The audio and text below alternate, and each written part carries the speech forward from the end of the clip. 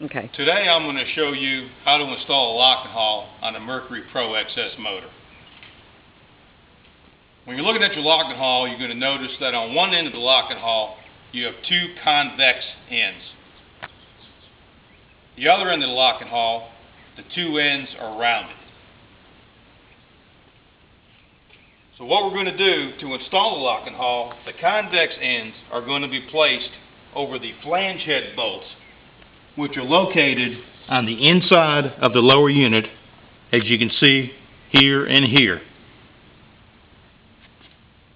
The two rounded ends of the Lock-n-Haul are going to go in the indentations, which are directly beside the trim pump on your motor. As you can see, they go up directly beside in the indentations. So what you're going to need to do is you adjust the convex ends to fit centered over your flange head bolts. You adjust your rounded ends to fit in the indentations directly beside the trim pump.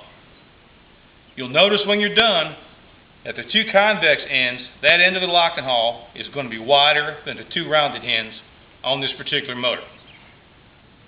To install the Lock-n-Haul, what you do is you can just take one hand, hold the convex ends up against the two flange bolts. Take your trim, hold it there with one hand, and lower your two rounded ends into your indentations directly beside the trim pump. Once you get it trimmed down there, you can go ahead and snug up your motor and your Lock-n-Haul is installed. You'll notice that the Lock-n-Haul has a retainer strap.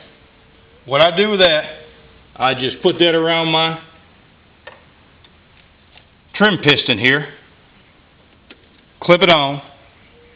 That way, if you don't happen to get your Lock-n-Haul on your motor straight, and by some chance it would come off, next time you stop your vehicle, you go back and you find your Lock-n-Haul hanging there, and you can just reinstall it.